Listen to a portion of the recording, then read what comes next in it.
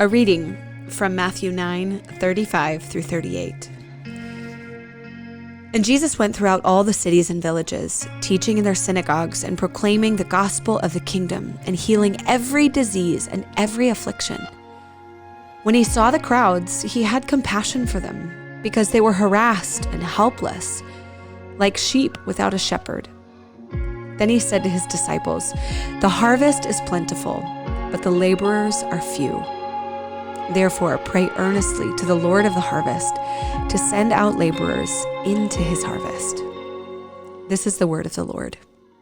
Today's reading is Matthew 9:35 through 38, and here's what it makes me think. We've just come through Matthew's description of a bunch of big dramatic healings, and basically what he's saying is, and Jesus keeps going.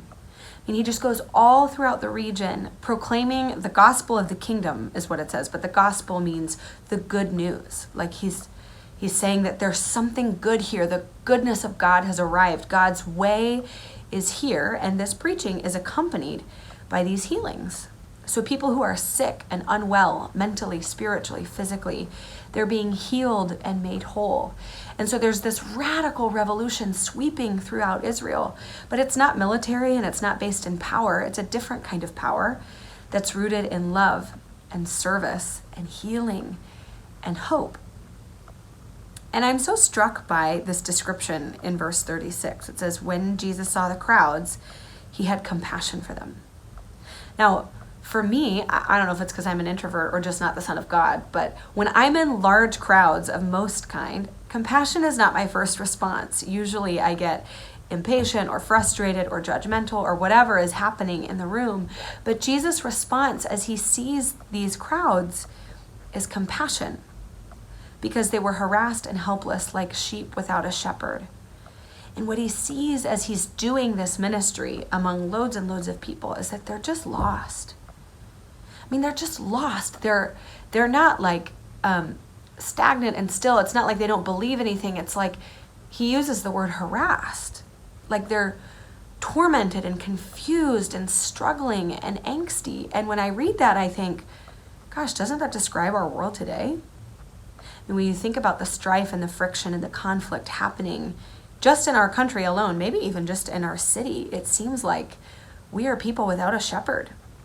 There are people who lack guidance and direction and care. I mean, shepherds are responsible for leading the sheep to water, leading them to food, keeping them from danger, protecting them from predators. And Jesus sees all the crowds and compares them to sheep without a shepherd, with the blank being like, well, he's the shepherd. He's the one they've been waiting for to nurture and guide and protect them. And the same is true today.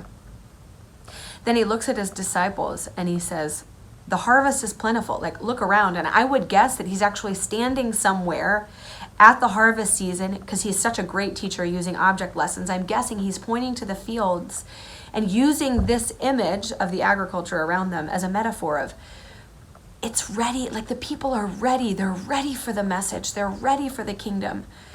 But those who are going to bring in the harvest are few. So pray that God will send out workers. Pray that God will send out laborers. And what they don't know in this verse is that one verse later, we don't know how much actual time passes, but he's actually going to send out his disciples to be the laborers. He has picked his laborers. He's equipped them. He's going to pour out his spirit and power on them to go do what he's done. And that's the invitation that Matthew and Jesus is making to us. Are we following Jesus in a way that he will then send us out to reap the harvest? Because there are people in our world, in our city, in our neighborhood, on our block, who are like sheep without a shepherd, who are harassed and helpless, who need nurture and care and protection. And because we follow Jesus, we are uniquely positioned to do that in a way that nobody else on earth can do that without God's help. So will you respond to the call? First, will you respond to the call to follow Jesus, to learn from him, to learn his way?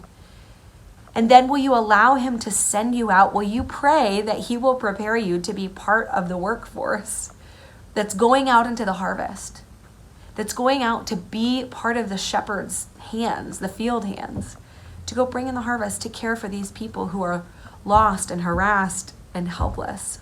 like sheep without a shepherd. So as Jesus closes out, therefore pray earnestly to the Lord of the harvest to send out laborers into his harvest.